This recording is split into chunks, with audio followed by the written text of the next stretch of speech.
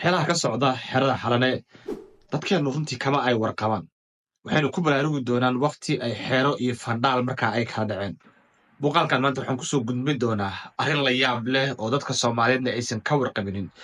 cid arrintan ribood garaysay ama wax ka qortay ama ka hadashayna maanta ka horna aysan jirinin ayaan muuqaalkan kusoo gudbin doonaa gudaha xeerada xalane waxaa ka socda mashruucyo aad u tira badan tusaale waxaa ku yaala hotel magaciisa la yihahdo green hotel ayaa ku yaala hotelkan wuxuu qayb dambe uu ku leeyahay markaasi beer ayuu ku leeyahay lagu xanaaneeyo xayawaankan aad arkaysaan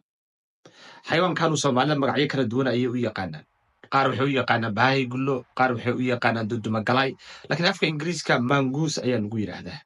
sheekada baalkan usoo laaban doonaa hotelkan aad arkaysaan wuxuu leeyahay terminal dambe oo laga galo aeroboorka markii laga baxayo lagana soo galo terminalka hotelkan uu leeyahay oo laga galo aeroboorka maaha mid la baaro wax ka soo degayana mid la og yahay maahan weligiisna sidaasuu ahaa dadka hotelkan degan boqolkiiba 99 waa dad ajaaniba oo kala duwan waa caddaan waa chinese waa kan waa hindi waa yurubiyaan kale waa dad kala duwan waa madow dhammaantood waa dad ajaaniba wey soomaalida meesha aad joogtaan way kooban taha waxa ka shaqeeya oo shaqaalaha naftirkoodu boqolkiiba 90 waa ajaanib soomaali maaha markii aan sheekadan ogaanayay bahalkan ku saabsan bilowgeedii waxaan ka ogaaday qolooyin ajaaniba sawirra ay ka qaadeen bahalkan oo baraha bulshada qaar ka mid ah ay markaasi ku shaaciyeen waana markii aan ogaaday meesha inay ku taalo farm bahalkaasi markaa lagu xanaaneeyo waa maxay marka bahalkan wax soo galay iyo dantiisa oo topic aad u ballaaran laakiin waxaan ka horumarinayaa ayaamihii lasoo dhaafay waxaa si xooga soomaaliya uga socday in la xaalufiyo xayawaanka markaa ku nool gudaha dalka soomaaliya waxaa si xooga 4 sano ee lasoo dhaafay markaasi loo xaalufiyey bahalka magaciisa la yihahdo haramacadka halkani waa xero ku taala maamulka somalilan oo markaasi lagu iibiyo bahalkaani islamarkaasna dunida carabeed looga iibiyo wey waxaa kaloo jira warbixino aad u tira badan oo laga qoray in dad ajaanibah ay kasoo galayaan dalka etoobiya iyo dalka kenya oo ay tegayaan gobolada soomaaliya oo dhan islamarkaasna la qaqabanayo oo la iibsanayo lagana shaqaysanayo xayawaanka loo yaqaano marka haramacadka meelaha kale waxaad arkaysaa xataa dad inta damcay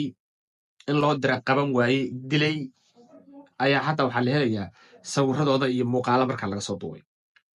sanadii lasoo dhaafay dowladda soomaaliya ayaa isku dayday inay baraarujin ka samayso iyo siminaaro si arrintaa loo joojiyo taasoo aan waxba bedelinin danta ugu weyn ee laga leeyahay marka baalka haramacadka waa in la geeyo meelaha hoteelada ah oo ay dadku usoo dalxiis tagaan ayaamaha dambaytana carabtu waxay si weyn u jecel yihiin inayba guryaha ku haystaan bahalkan haramacadka waana sababta soomaaliya looga gurayo taa marka waa arrinta haramacadka aynu usoo laabanna bahalkan manguuska la yidhahdo bahalkaani asaguna ayaamihii ugu dambeeyey dunida si xoog ah ayaa looga ganacsadaa waxaa laga ganacsadaa dhogortiisa ama duftiisa ayaa laga ganacsadaa kadibna waxaa laga sameeyaa buraashka ay gabdhuhu ku marsadaan makeupka ayaa laga sameeyaa tani waa shirkad weyn oo markaasi qarsoodiya oga shaqaynaysa dalka hindiya oo dhowaan markaasi lagu qabtay shirkadaanu waxay dishay ugu yaraan 1,000 oo xayawaankaasa kabacdina dhogortoodii ayaa waxaa loo bedelay in laga sameeyo buraashada laga sameeyo dhogorta bahalkaani waa mid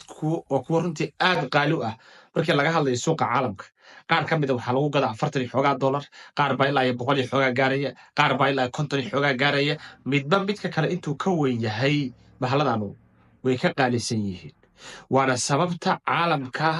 ayaamaha dambeeto si xooga looga hadalhayo in manguuska dhogortiisu uu yahayba buraashka dunida ugu qaalisan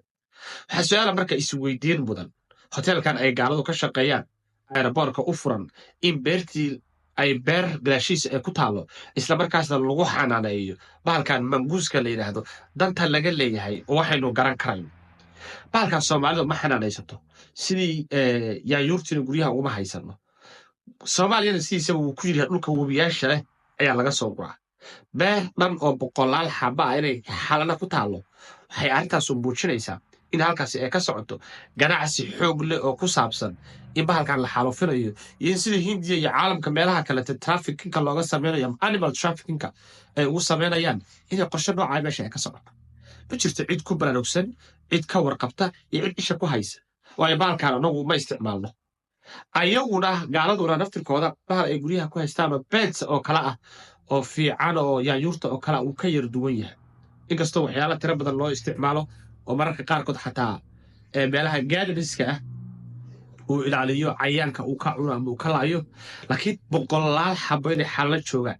oo beex dhan loo samaystay waa qorshe muujinaya marka in ganacsiga hindiya iyo meelaha kale caalamka ka socday oo kale markaa meesha ay ka socoto dadka sawiraya markaad fiiriso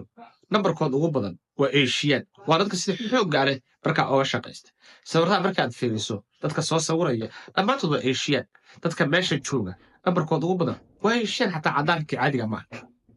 ma arkaysaa intaasaan kusoo koobayaa dib isaga soo laabanayno waxaan diga tagay sidaa dhibaadino asalaamu calaykum waraxmatullahi tacaala wabarakaatu